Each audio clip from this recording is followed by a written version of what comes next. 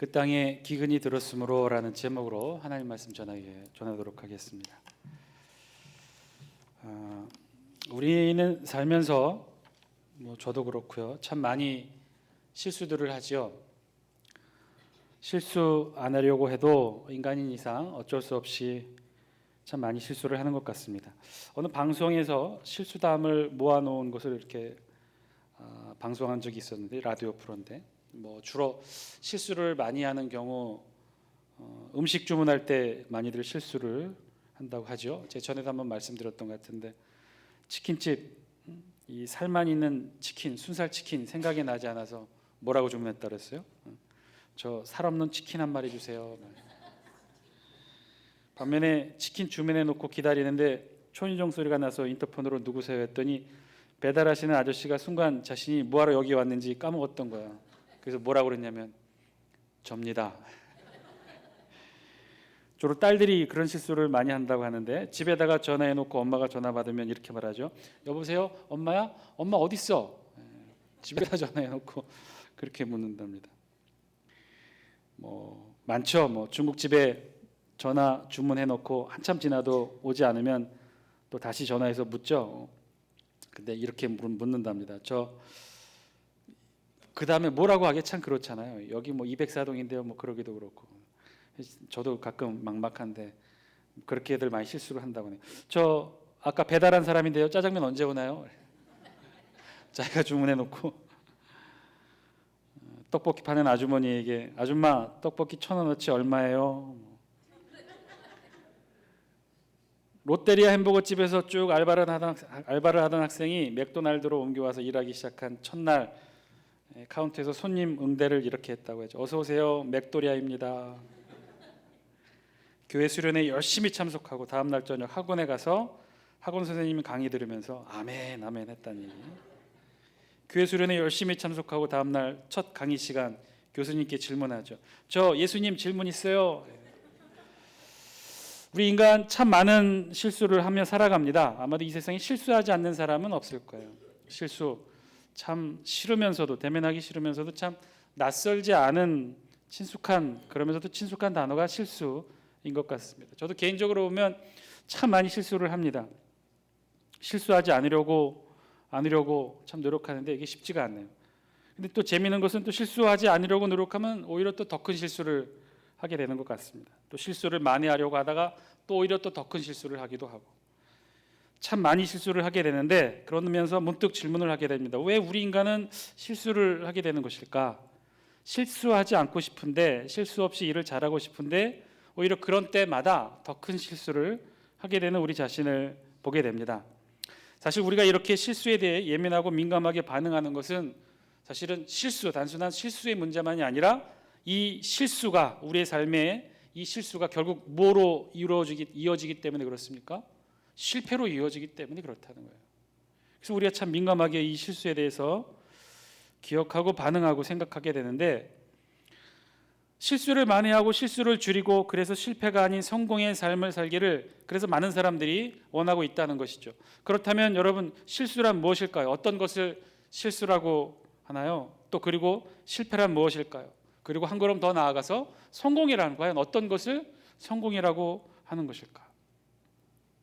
어느 토크 콘서트에 이 실수와 실패라는 주제를 가지고 토론을 하던 중에 한 패널로 참석한 사람이 이 정재승이라는 그 물리학을 전공한 학자인데요. 사회를 보던 김재동 씨에게 이렇게 질문을 했대요. 원래는 사회를 보면 사회자가 패널들에게 질문을 해야 마땅한데 이 반대로 역으로 질문을 받은 거죠. 그래서 굉장히 당황스러웠을 텐데 뭐라고 질문했냐면, 질문도 쉬운 게 아니었어요. 김재동 씨, 실수와 실패의 차이가 무엇이라고 생각하십니까? 이렇게 질문을 한 거예요. 그래서 너무나 당황스러웠을 텐데 김재동 씨 역시 재치 있게 이렇게 답변을 합니다. 뭐라고 답변을 하냐면, 실수는 길을 가다가 마음에 드는 이상형의 여인을 발견했는데, 그래서 쫓아가서 용기를 내어 연락처를 받으려고 했는데 용기를 내지 못하고 물어보지 못한 경우가 실수이고, 실패는 용기를 내서 물어봤는데 거절당했으면 실패다. 김재동 씨 다운 답변인 것 같습니다. 재치 있죠. 나름 쉽게 실수와 실패에 대해서 자기 생각을 잘 정리한 것 같은데 요지를 정리하면 그렇다는 것이죠. 물어보지 못한 것은 실수이고 물어봤는데 거절당했으면 실패라는 거예요. 자, 그렇다면 원래 실수와 실패는 어떤 뜻일까? 사전적인 의미는 이래요. 실수는요, 조심하지 아니하여서 잘못한 것, 이것이 실수라는 거예요. 조심하지 않아서 잘못한 것이 실수라는 거예요. 한마디로 잘못했다는 거예요. 잘하지 못한 것이고 여기에는 후회의 마음이 섞여 있다는 것, 그것이 실수라는 것이고요. 그러면 실패란 어떤 것이냐? 실패란 사전적 정의가 이래요. 일을 잘못하여 뜻한 대로 되지 아니하거나 그르쳤다는 거예요. 잘못하여 잘하지 못해서 그 결과를 그르쳤다는 것이죠. 뜻한 대로 되지 못한 거예요. 즉 성공하지 못했다는 거예요. 이것이 실패라는 거예요. 그렇다면 성공이란 어떤 것일까요? 성공은 간단합니다. 목적한 바를 이룬 것이 성공이라는 거예요. 자, 이것을 좀 정리를 해보면 여기서 실패와 성공만을 본다면 어떤가요? 실패와 성공의 기준이 무엇인가요? 무엇이 실패이고 무엇이 성공이고 실패와 성공을 판가름하는 그 기준점은 무엇인가요? 성공이 목적하는 바를 이루는 것이 성공이라면요, 실패는요 반대예요. 목적한 바를 이루지 못하는 거예요. 그것이 실패예요. 목적하는 바, 뜻하는 바, 원하는 바, 결국 그것을 이루지 못하는 것이 실패라는 것이죠. 제가 이렇게 강조해서 설명드리는 것은요, 실수와 실패와의 관계에 있다는 거예요. 우리가 잘 아는 것처럼 실수와 실패가 불가불의 관계, 필수불가결의 관계인 것 같은, 꼭 그래서 실수하면 반드시 실패하게 되는 것은 아니라는 것이에요. 왜 그래요? 실패와 성공의 판가름이 뭐였어요? 성공은요 뜻한 바를 이루는 거예요. 실패는요 뜻한 바를 이루지 못하는 거예요. 거기에는 여러 가지 이유가 있다는 거예요. 그 중에는 실수도 한 이유가 될 수 있겠지만 반드시 역으로 실수했다고 다 실패하는 것은 아니라는 것이죠. 의외로 실수와 실패가 관련이 없는 경우가 참 많다는 거예요. 실수가 다 실패로 이어지지도 않고요. 결정적인 실수로 결국 실패로 끝날 수도 있겠지만 꼭 그렇지는 않다는 거예요. 더 웃긴 것은요, 결정적인 실수, 아주 치명적인 실수를 했지만 그래서 실패로 끝날 줄 알았지만 그렇지 않은 경우가 있다는 거예요. 우리 인생사 얼마나 많은 그런 경우도 있습니까? 그렇지 않을 수가 있다는 거예요. 실패가 아니라 오히려 성공할 수도 있다는 거예요. 왜 그렇죠? 그것은요, 실패와 성공을 가름하는 기준이 결코 실수가 아니기 때문에 그렇다는 거예요. 일의 목표, 일의 완성, 의도한 바를 이루는 것, 의지를 이루는 것, 그것이 성공이고 이루지 못하면 실패일 뿐이에요. 이 과정에서 실수는요 그리 중요하지 않다는 거예요. 안 믿어지시나요? 오늘 본문이 그래요. 오늘 우리 본문이 그렇다는 거예요. 우리 성경 아주 대표적인 오늘 본문이 아브라함의 실수를 기록하고 있어요. 어떤 실수를 했느냐? 10절 말씀, 우리 영상을 통해 같이 한번 읽어볼까요? 10절 시작. 그 땅에 기근이 들었으므로 아브라함이 애굽에 거류하려고 그리로 내려갔으니 이는 그 땅에 기근이 심하였습니다. 아멘. 그 땅에 기근이 들었다는 거예요. 그 땅에 기근이 들었다. 그런데 그 땅이 어느 땅입니까? 지금 아브라함이 있는 땅은요, 아브라함의 명령에, 하나님의 명령에 무조건 복종하고 맹종해서 옮겨온 곳, 바로 그 땅이에요. 가나안 중심부 베델과 아이 사이였어요. 그런데 지금 그 땅에 무엇이 들었다는 거예요? 기근이 들었다는 거예요. 기근이. 한 절 안에 두 번씩이나 반복해서 이 기근이 들었다는 사실을 10절은 우리 성경이 표현하고 있어요. 그만큼 기근이 아주 심하게 들었다는 것이겠죠. 그도 그럴 것이 당시 아브라함이 살아가던 가나안 땅, 팔레스틴 땅에는요 기본적으로 샘이나 강이 흔하지 않았어요. 그래서 비가 오지 않는 가뭄이 닥치면요 그 피해는 2배, 3배 더 크게 느껴질 수밖에 없죠. 물을 가두고 관리할 수 있는 지형이 전혀 아니었기 때문에 그렇다는 거예요. 특히나 지금 아브라함은 주 생업이 무엇입니까? 농사를 짓는 것도 아니에요. 주 생업이 가축을 이끌고 있는 유목 생활을 합니다. 이 가축을 이끌고 있는 유목 생활에 있어서 물과 목초지는 필수적이에요. 이거 없으면 가축이 죽고 가축이 죽으면 결국 아브라함도 죽을 수밖에 없다는 것이죠. 가뭄이면 물이 없는 것이고 메마른 땅에 목초지도 없을 것이기에 가축을 키우는 이들에게는 절대적으로 필요한 것이 바로 이 물과 목초지, 즉 기근이 오면 견뎌낼 수 없다는 거예요. 그래서 아브라함은요 자연스럽게 결정합니다. 어떤 결정을 하느냐? 아브라함이 사는 땅에 기근이 왔으니 자신이 삶을 이어갈 생계의 그 기반이 흔들리고 있으니 여기에 대한 타개책으로 방법을 정해야겠죠. 어떤 방법을 정했느냐? 아브라함이 애굽에 거류하려고 그리로 내려갔으니. 아브라함은 결정합니다. 어떻게 결정하느냐? 하나님의 명령으로 이곳까지 왔지만 아브라함이 지금 기근을 피해 애굽으로 내려가기로 결정했다는 거예요. 물론 애굽도 심한 가뭄이 닥치는 지역이기도 합니다. 요셉 당시에 7년 대가뭄이 있었던 것도 사실이죠. 우리 성경이 기록하죠. 그러나 애굽에는요, 세계에서 가장 길고 가장 많은 수량을 자랑하는 나일강이 있었기 때문에 아무리 심한 가뭄이 닥친다 해도 그리 피해가 그렇게 심하지 않았어요. 따라서 이 사실을 알고 있었던 아브라함은 생존의 위협을 느끼고 있던 그때 어떤 결정을 하느냐? 애굽으로 내려가기로 결정합니다. 그래서 우리 성경에 뭐라고 표현했냐면 애굽에 거류하려고라고 표현을 하고 있어요.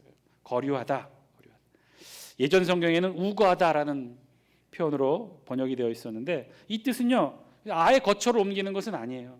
잠시, 임시로, 일시적으로 이 머무는 기간 동안 그곳에 머무는 것을 의미합니다. 그러니까 오늘 우리 성경 10절은요, 어쩌면 아브라함이 극심한 기근을 피해 애굽 땅으로 임시로 거처를 옮겼다는 것, 아주 극히 자연스러운 결정일 수밖에 없음을 드러내고 있는 표현인지도 몰라요. 기근이 심하고 어쩔 수 없이 이곳에 있으면 아브라함이 가축이 다 죽고 가축이 죽으면 아브라함도 결국 죽을 수밖에 없으니 그래도 좀 기근에 대비가 잘 되어 있는 남쪽 애굽 땅으로 가자. 그곳에 잠시 머물러서 이 기근을 피하자.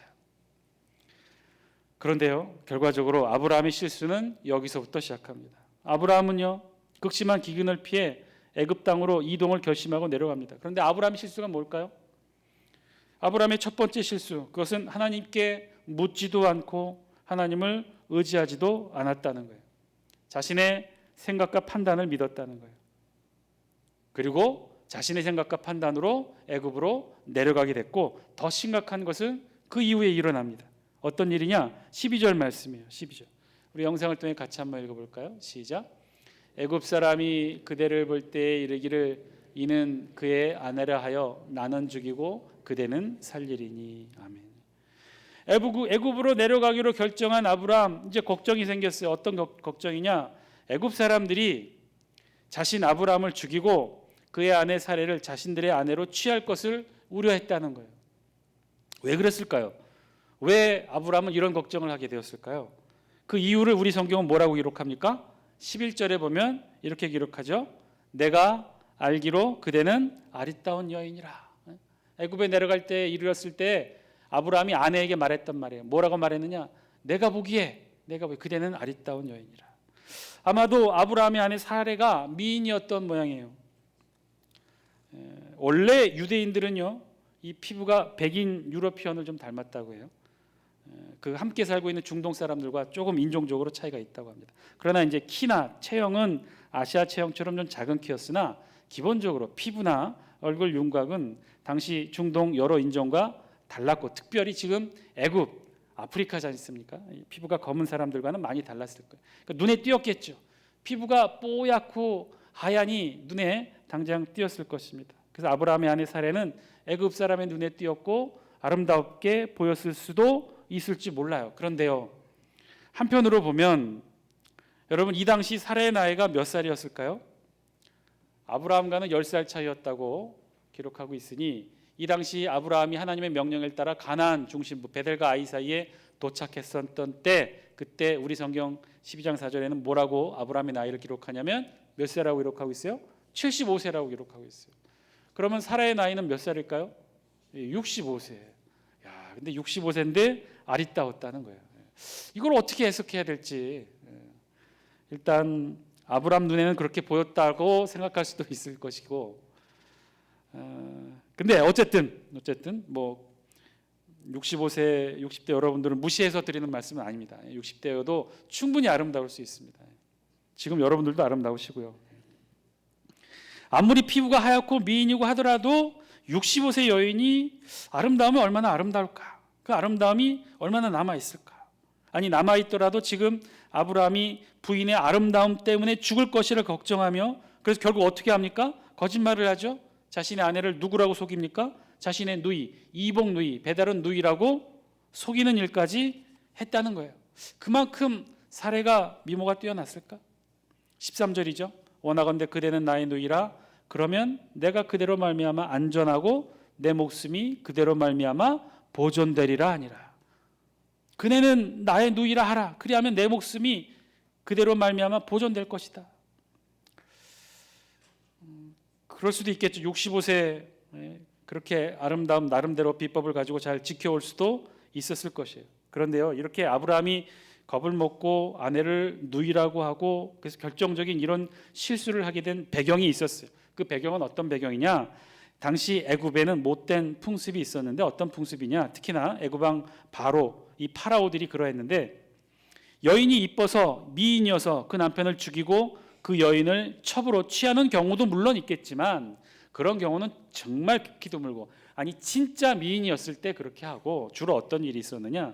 주로 그 사람의 재산을 빼앗고자 할 때, 그 사람을 빼앗고자 할 때, 그 사람을 죽이고 그 아내를 취하면 거기에 속한 모든 재산이 자신에게 딸려오기 때문에 그 방법으로 주로 사용했다는 거예요. 주로 거상들이나 족장들이나 이 아브라함처럼 가뭄을 피해서 애굽으로 오게 되는 이런 사람들인 경우 먼저 살펴본다는 거예요. 그래서 재산이 많고 또 풍부한 그 재산을 가지고 있으면 그 사람을 죽이고 아내를 자기 아내로 첩으로 취하는 그런 못된 풍습이 있었다는 거예요. 또 이 사실을 아브라함이 들었겠죠. 어쩔 수 없이 기근을 피해 애굽으로 내려가야만 했겠지만 또 다른 위험이 존재하고 있었던 것을 아브라함이 들었겠죠. 그래서 아브라함도 이 수많은 가축을 거느린 한 부족의 족장이었으니 나름 많은 가축과 또 딸린 식솔과 가신들 꽤 많은 숫자를 가지고 있었을 거예요. 그래서 애굽 왕 바로의 눈에 띄었을 것입니다. 그래서 아브라함은 걱정을 한 것이죠. 아마도 기근이 심해지고 그래서 더 이상 견딜 수 없어 애굽으로 내려가기로 결정한 바로 그 순간 아브라함은 아마 머릿속에 이 구상도 있었을 거예요. 결국 아브라함은 두 번째 선택을 합니다. 일생일대 최대의 실수를 저지르죠. 베델과 아이, 이 가나안 땅에서 굶주릴 것인가, 아니면 애굽 사람들 손에 자신을 맡길 것인가. 애굽 사람들의 자신의 손을 맡기되 그러면 어떻게 할 것인가? 자신의 아내를 누이라고 속일 것인가 말 것인가. 결국 아브라함은 이 선택의 갈림길에서 어떻게 합니까? 자신의 아내 사레를 희생시키기로 결정하죠. 하나님의 도우심은 전혀 구하지도 않은 채 하나님의 축복의 약속, 내가 너로 큰 민족을 이루게 하겠다 하신 이 하나님의 축복의 약속은 아브라함 까마득히 잊은 채 그렇게 아브라함은 일생일대 최대의 실수를 저지릅니다. 자신의 아내 사레를 팔아 목숨을 구하고 기근의 위험에서 자신의 가축, 재산을 지키고자 했던 것이죠. 우리 다 함께 15절 16절 말씀 같이 한번 읽어볼까요? 시작. 바로의 고관들도 그를 보고 바로 앞에서 칭찬함으로 그 여인을 바로의 궁으로 이끌어들인지라. 16절. 이에 바로가 그로 말미암아 아브라함을 후대함으로 아브라함이 양과 소와 노비와 암수나기와 낙타를 얻었더라. 아멘. 아브라함의 계획, 아내를 팔아 목숨을 구하고 자신의 재산을 지키겠다고 하는 이 아브라함의 계획, 성공하는 것처럼 보입니다. 아브라함은 자신의 아내를 누이라고 속이자 아내를 팔아 오히려 자신의 있는 재산만 지킨 것이 아니라 더 많은 양과 소와 노비와 암수나기와 낙타까지 얻게 되었다고 그랬어요. 더 많은 재산을 얻게 된 것이죠. 자신의 목숨과 재산을 지키는 것뿐만 아니라 더 많은 바로의 재산까지도 얻게 되었어요. 이렇게 아브라함의 계획은 성공하는 것처럼 보였으나 어떻게 됩니까? 결국은 실패하게 되죠. 어떻게 실패합니까? 하나님의 적극적인 개입으로 바로는 사레가 아브라함의 누이가 아니라 그의 아내라는 사실을 알게 됩니다. 어떻게 알게 됩니까? 17절 말씀 우리 같이 한번 읽어보겠습니다. 시작. 여호와께서 아브라함의 아내 사레의 일로 바로와 그 집에 큰 재앙을 내리신지라. 아멘. 어떠한 재앙인지 모르겠어요. 다른 자료에 의하면 이 질병이라고 기록되어 있는 부분이 있는데, 하여튼 질병을 내렸는지 어떤 재앙인지 모르겠지만 아주 심한 재앙을 내리셨고, 그리고 그 재앙이 왜 바로의 집에 내리게 되었는지를 그 이유를 알게 했다는 거예요. 17절 말씀에 보면 여호와께서 아브라함의 아내 사레의 일로 바로와 그 집에 큰 재앙을 내리셨다 그랬어요.